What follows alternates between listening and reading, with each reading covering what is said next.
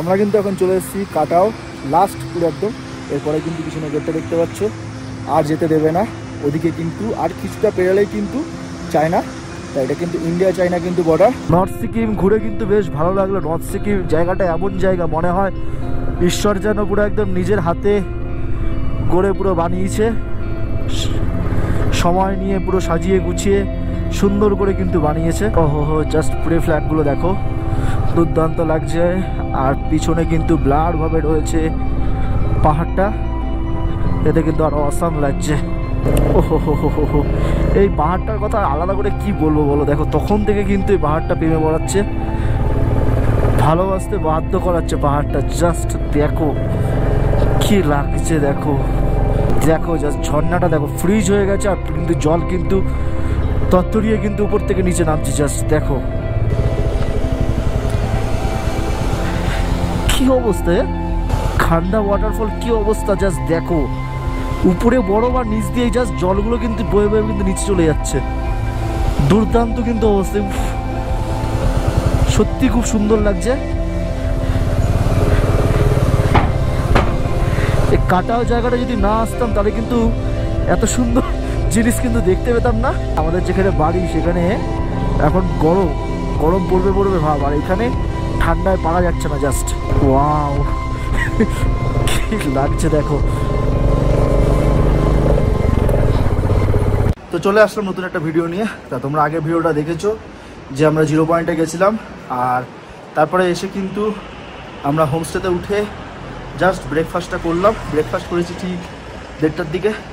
তা রাইডাররা কিন্তু এরকম হয়, ব্রেকফাস্ট করে 1:30টার সময়, লাঞ্চ করে সন্ধ্যাবেলায়, এরকম টাইমে কিন্তু হয়। যাই হোক, এবার বেরিয়ে যাব কিন্তু কাটাওয়ার উদ্দেশ্যে। তা চলো, কাটাওয়া জায়গাটা কিন্তু খুব সুন্দর, তোমাদের সঙ্গে একদম পুরো মোটো ব্লগ সেটআপে দেখা হবে।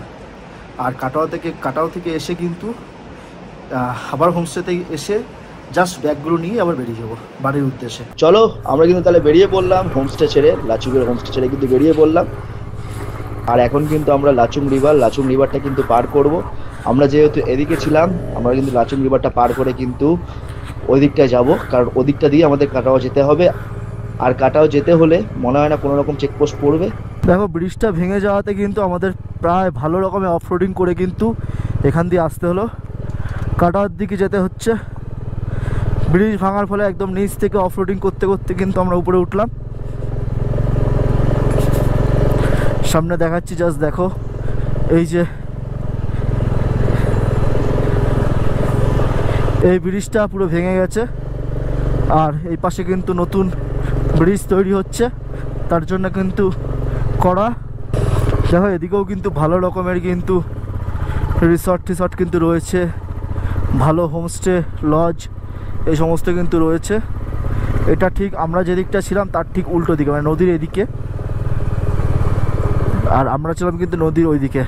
এটা কিন্তু আমরা এখনো পর্যন্ত লাচুংয়েই রয়েছি। আর এখন বাজে ঘড়ির কাঁটায় 2:03। যেতে দেখাচ্ছে 40 মিনিট সময় লাগবে, 24 কিলোমিটার। অলরেডি আমরা 1 কিলোমিটার পার করে ফেলেছি। এবার পাহাড়ি রাস্তা বলা যায় না, ধসফস নামলে কিন্তু পুরো ঘুরিয়ে ফুরিয়ে নিয়ে যাবে।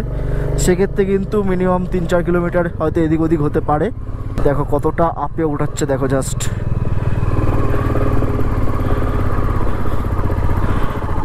দেখো রাস্তাঘাট কিন্তু মোটামুটি ভালোই।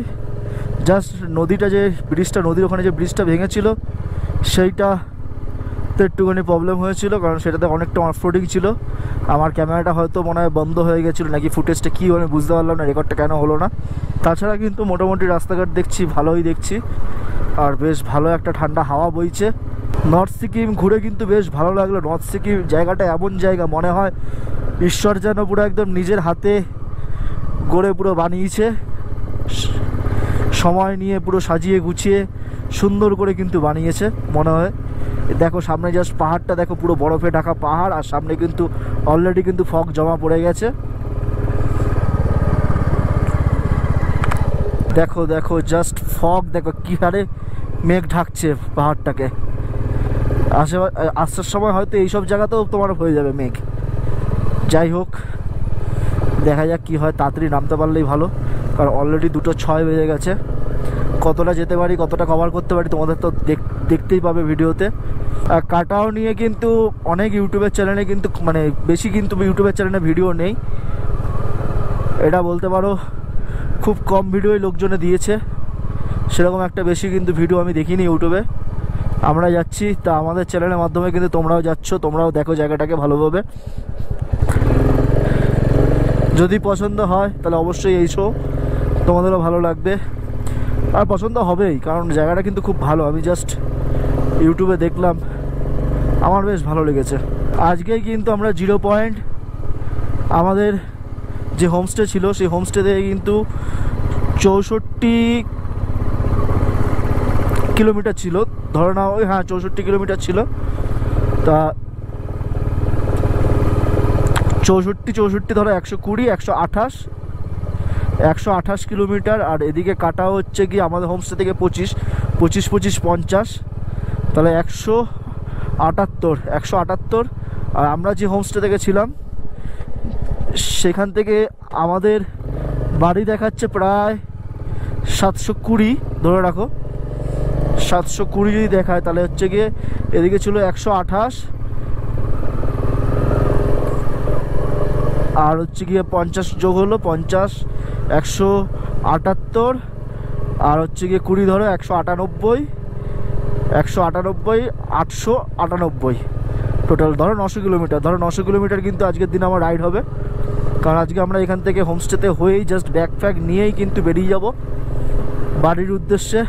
অনেক দিন কিন্তু কাটালাম দার্জিলিং, ভুটান, আর তারপরে লাস্টে সিকিম, বেশ ভালো লাগলো কিন্তু আমার সিকিমটা। এবার ভুটানটাও খুব খারাপ লাগেনি, খুব মানে ভুটানটাও ভালো লেগেছে, দার্জিলিংটাও ভালো লেগেছে, জাস্ট যদি ফগগুলো যদি বেশি না থাকতো তাহলে কিন্তু আরও বেটার লাগতো।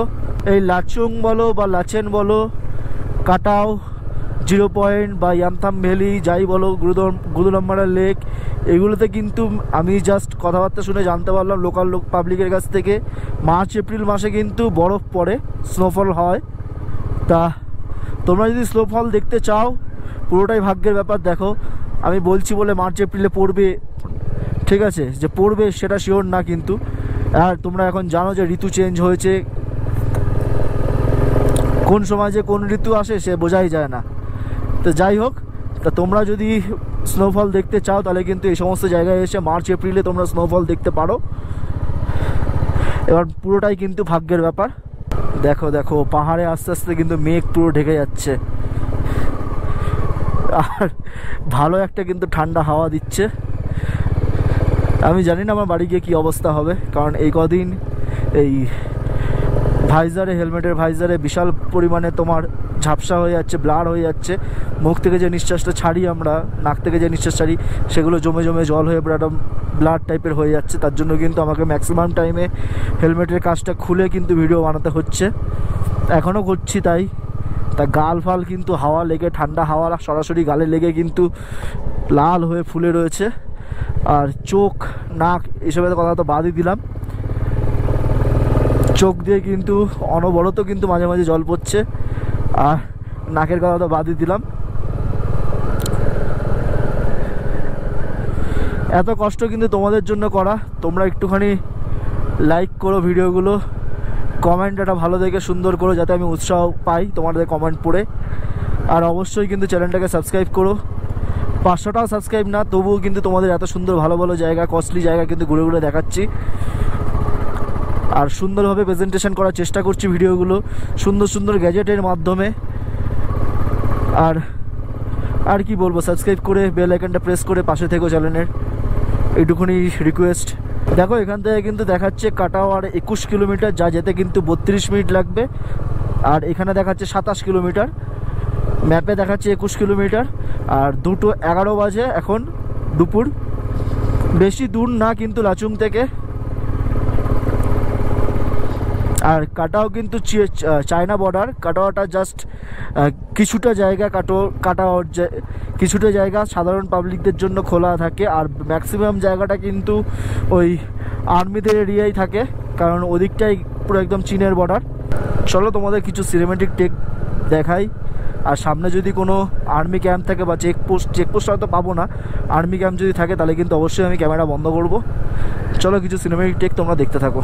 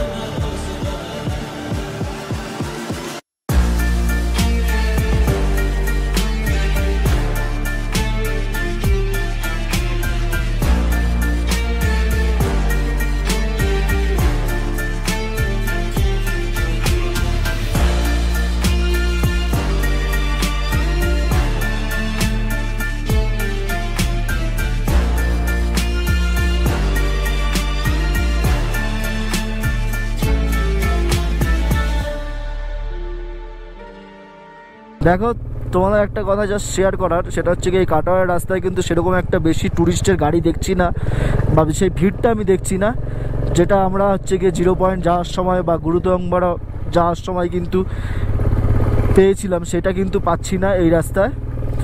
তা এটা মনে হয় সম্ভবত একটা অফবিট প্লেস টাইপেরই। চলো দেখাই তোমাদেরকে কেমন লাগবে। দেখো আমি নিজেও জানি না, কিন্তু ইউটিউবে দেখেছি বেশ জায়গাটা ভালো। ওহো জাস্ট প্রে ফ্ল্যাগগুলো দেখো, দুর্দান্ত লাগছে। আর পিছনে কিন্তু ব্লারভাবে রয়েছে পাহাড়টা, এতে কিন্তু আরো অসাম লাগছে। কাটাও কিন্তু আর 24 কিলোমিটার দেখাচ্ছে রাস্তার পাশে, আর আমার ম্যাপে দেখাচ্ছে কিন্তু আর 18 কিলোমিটার। দেখা যাক ওই উপরটায় মানে উঠতে হবে, যেখানে ফ্ল্যাগগুলো লাগানো আছে সেগুলো, সেইখানে মনে উঠতে হবে। চলো দেখি, রাস্তা ঘুরিয়ে ঘুরিয়ে কিন্তু তুলবে আমাদেরকে। দেখো দেখো জাস্ট পিছনের পাহাড়টা দেখো, বরফ জমে রয়েছে, ফগ কিন্তু সামনে। তোমরা হয়তো গোপ্রোর ক্যামেরায় কিন্তু দেখতে পাবে না, কিন্তু আমি দেখতে পাচ্ছি নিজের চোখে। জাস্ট পিছনের পাহাড়টায় কিন্তু বরফ জমে রয়েছে, আর পুরো ন্যাড়া পাহাড়, তার সামনে কিন্তু এরকম প্রে ফ্ল্যাগ। জাস্ট ভিউটা কিন্তু অসাম। ওহো হো হো হো, দুর্দান্ত দুর্দান্ত লাগছে। জাস্ট ভিউ দেখো, জাস্ট ভিউ কি লাগছে পাহাড়টাকে দেখো, জাস্ট পুরো বরফের চাদরে মোড়া। সামনে কিন্তু এই সবুজ পাহাড়টা জাস্ট আটকে রেখেছে পাহাড়টাকে, নলে কিন্তু পুরো ক্লিয়ার দেখা যেত, কিন্তু পুরো বরফ জমে রয়েছে পাহাড়টায়। তোমরা গোপ্রো সেটআপে দেখতে পাচ্ছ কিনা আমি বুঝতে পারছি না, জাস্ট আমি ভালোভাবে দেখাচ্ছি। দাঁড়াও একটুখানি ফাঁকা রাস্তায় এই দেখো, জাস্ট পাহাড়টা জাস্ট দেখো একবার। Wow, snow cap mountain. চলো ডান দিকে আমরা স্নো ক্যাপ মাউন্টেনকে ফেলে রেখে সোজা এগিয়ে যাচ্ছি কাটাওয়ার উদ্দেশ্যে। কাটাওয়া কিন্তু এখান থেকে আর 16 কিলোমিটার দেখাচ্ছে, যা যেতে কিন্তু 24 মিনিট সময় লাগবে।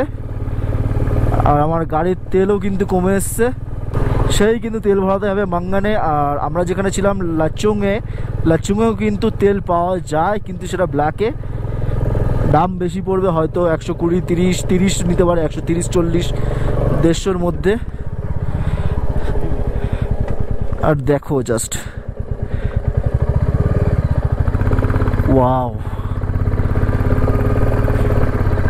সুন্দর সুন্দর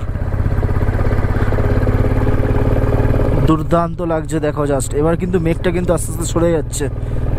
উফ, এই সব ভিউ দেখবো বলে কিন্তু নর্থ সিকিমে এসেছি। দার্জিলিংয়ে গেছিলাম, দার্জিলিং কিন্তু নিরাশ করেছিল, কিন্তু নর্থ সিকিম কিন্তু নিরাশ করছে না আমাদেরকে। জাস্ট ভিউগুলো অসাম অসাম। আজকের দিনটা যেন আমার খুব ভালো যাচ্ছে। সকালবেলা উঠে দেখছি বাইকের সিটে বরফের হালকা চাদর, তখনই কিন্তু বুঝে গেছি যে আজকের দিনটা আমার ভালো যাবে, তোমাদের সঙ্গে ভালো ভালো অনেক কিছু শেয়ার করতে পারবো। তো সেটাই কিন্তু হলো। এবার দেখা যাক এই জায়গাটা আমি কতটুকু তোমাদের সঙ্গে শেয়ার করতে পারি। কারণ এই জায়গাটা সম্বন্ধে সেরকম বেশি ভিডিও নেই, তাই জন্য সেরকম জ্ঞানও আমার সেরকম নেই যে এখানে কীরকম কী পারমিশন কিছু করাতে হয় কি না বা কি না। যা হবে না হবে তোমাদেরকে বলবো, যদি নাও যেতে পারি তাহলে কী জন্য যেতে পারলাম না সেটাও তোমাদের বলবো, সব কিছু বলবো। তো ভিডিওটা কিন্তু লাস্ট পর্যন্ত দেখবে। ওয়াও, দেখো কি লাগছে, দেখো পাহাড়টাকে, মনে হচ্ছে স্বর্গ আর কিছুটা, হাত বাড়ালেই যেন স্বর্গ ছুঁতে পারবো এরকম টাইপের মনে হচ্ছে। দার্জিলিংয়ে যে অবস্থাটা হয়েছিল, মেঘের মাঝখান থেকে আমরা যাচ্ছি, কিন্তু এখানে মনে হচ্ছে আমরা স্বর্গে রয়েছি। এতটা সুন্দর প্রকৃতির পরিবেশ, এতটা ভালো ভালো জিনিস আশেপাশে দেখাচ্ছে আমাদের, দেখে মনে হচ্ছে পুরো একদম স্বর্গে রয়েছি। সাজানো গোছানো নর্থ সিকিম, ওফ দুর্দান্ত। আস্তে আস্তে কিন্তু পাহাড়টা কিন্তু মেঘ দিয়ে ঢেকে যাচ্ছে, মেঘে ঢেকে যাচ্ছে। যত বেলা গড়াচ্ছে, বিকেল হবে, সন্ধ্যা হবে, তত কিন্তু মেঘে কিন্তু ঢেকে যাবে। এমনকি এই সামনের পাহাড়টা, এটাও কিন্তু মেঘ আস্তে আস্তে চলে আসছে। এখন কিন্তু ঘড়ির কাঁটায় বাজে 2:27, কাটাও কিন্তু দেখাচ্ছে 14 কিলোমিটার, 20 মিনিট লাগবে আর যেতে। দেখা যাক জায়গাটা কতটা সুন্দর। আর কিন্তু কিছুক্ষণের অপেক্ষা, তারপরেই কিন্তু দেখতে পারবো।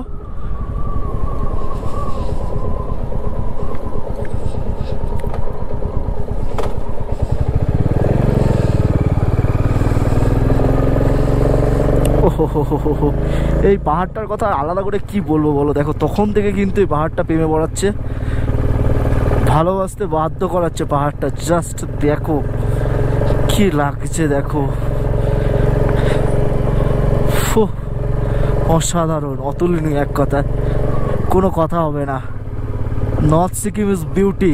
দেখো এই কাটাও জায়গাটা যে এতটা সুন্দর, মানে রাস্তাটা এতটা সুন্দর, না আসলে কিন্তু জানতেই পারতাম না।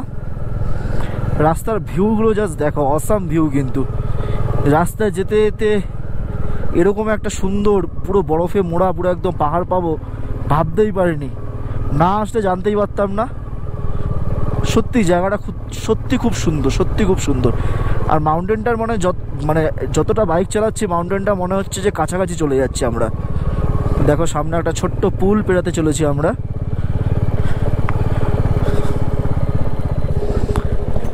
জল একদমই নেই। সত্যি মানে এই রাইড করার মজাটা কিন্তু পুরো বাড়িয়ে দিয়েছে, এরকম একটা পরিবেশ। তারপরে হচ্ছে গিয়ে সামনে এরকম পাহাড়, আর তার সঙ্গে এরকম গাছপালা। ওফ, দেখো এদিকে জাস্ট ধস নেমে, দেখো কি অবস্থা, কি অবস্থা জাস্ট দেখো।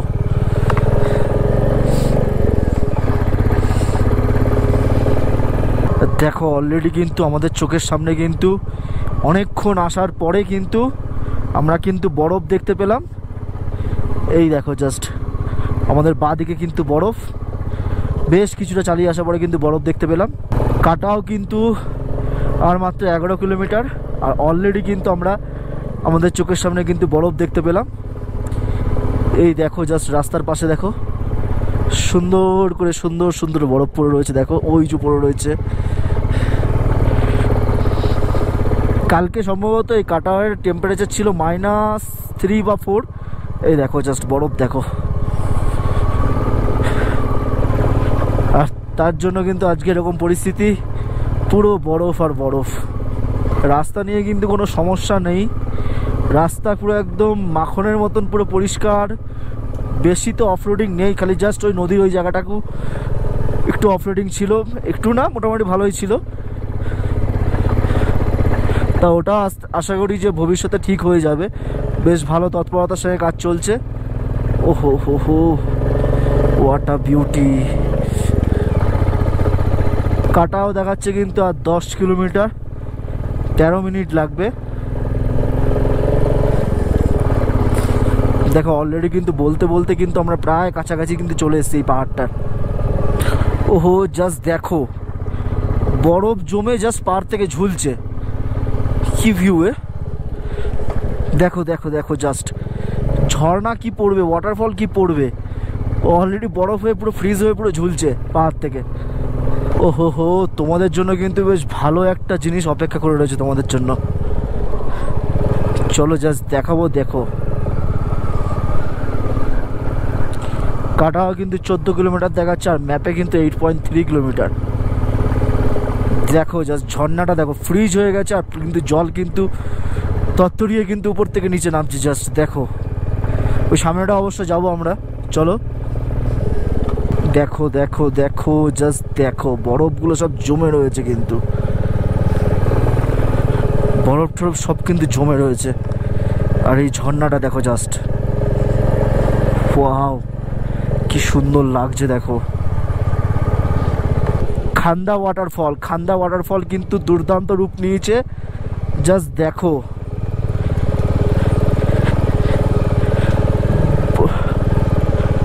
এই তো এই সাইডে রাখছি। কি অবস্থা,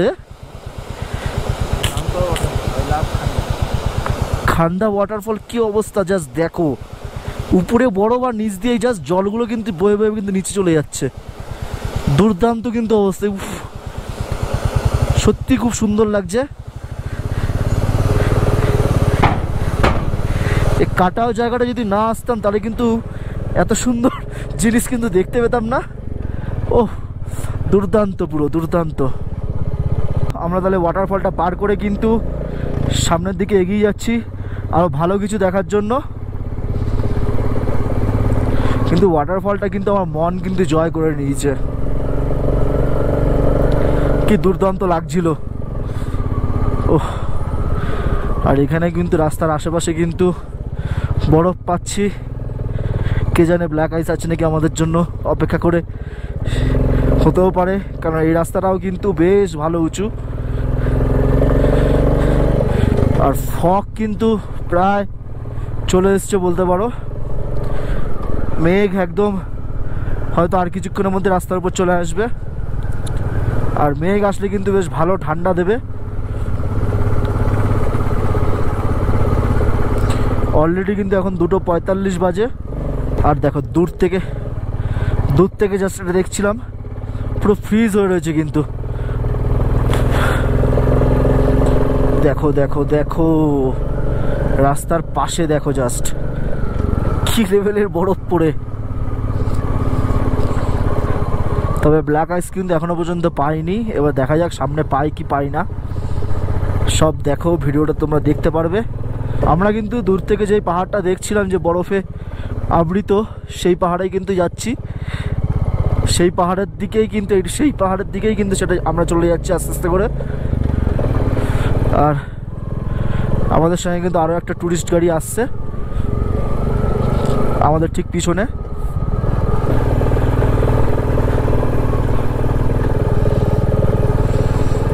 দেখো দেখো, আস্তে আস্তে কিন্তু মেঘ চলে আসছে।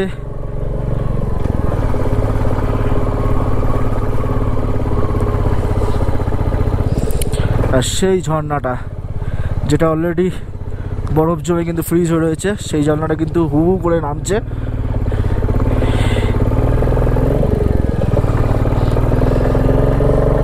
দেখো দেখো দেখো, এই সমস্ত জিনিসপত্রগুলো, মানে এই সমস্ত জিনিসগুলো দেখলে কিন্তু আমার ভালো লাগে। প্রকৃতির কি মায়া। আমার বাড়িতে আমাদের যেখানে বাড়ি সেখানে এখন গরম পড়বে ভাব, আর এখানে ঠান্ডায় পারা যাচ্ছে না জাস্ট।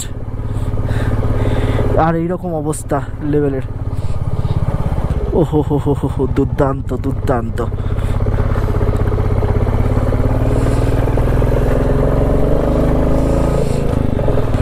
ওয়াও কি লাগছে দেখো। চলো তোমাদের সঙ্গে কিছু সিনেম্যাটিক টেক দেখাই।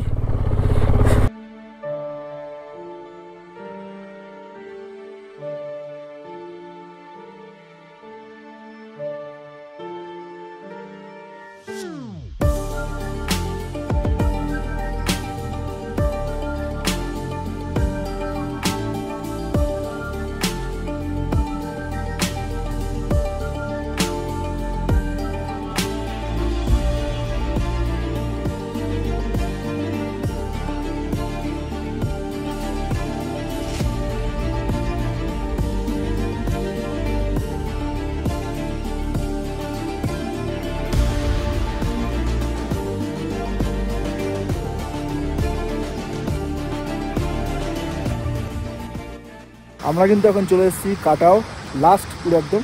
এরপরে কিন্তু পিছনে গেটটা দেখতে পাচ্ছ, আর যেতে দেবে না ওদিকে, কিন্তু আর কিছুটা পেরালেই কিন্তু চায়না, তাই এটা কিন্তু ইন্ডিয়া চায়না কিন্তু বর্ডার, আর কিন্তু ওদিকে যেতে দেবে না। আমরা যে ঝর্ণাটা দেখছিলাম উপর থেকে, এই ঝর্ণাটা কিন্তু এখান থেকেই নামছে। কাটাও জায়গাটা তোমাদের সঙ্গে কিন্তু শেয়ার করলাম, কেমন লাগলো অবশ্যই কিন্তু জানাবে। আর ঠান্ডাটাও বাড়ছে, এবার আমরা নিচের দিকে নেমে যাব, তারপর হোমস্টে হয়ে সোজা বাড়ির দিকে চলে যাব।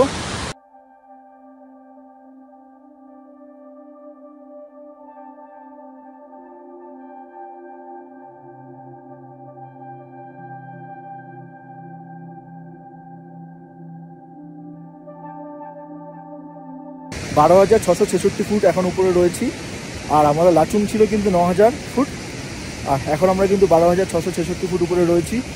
আর চলো এখানে তাহলে তোমাদের কাটাওয়ার রাস্তা দেখিয়ে দিলাম, কাটাওয়ার জায়গাটা দেখিয়ে দিলাম। বেশি কিছু দেখাবো না, কারণ এখানে আর্মি ক্যাম্প রয়েছে আমাদের দেশের সুরক্ষার জন্য, কিন্তু সুরক্ষার কথা ভেবে এই সমস্ত না দেখানোই ভালো। সাধারণ নাগরিক হিসাবে দেশের সুরক্ষার কথাও ভাবতে হবে আমাদেরকে। তা চলো এবার জাস্ট তোমাদের তো কাটাওয়ার জায়গাটা দেখালাম, এবার জাস্ট একটা দুটো ফটো তুলে জাস্ট বেরিয়ে যাবো বাড়ির উদ্দেশ্যে।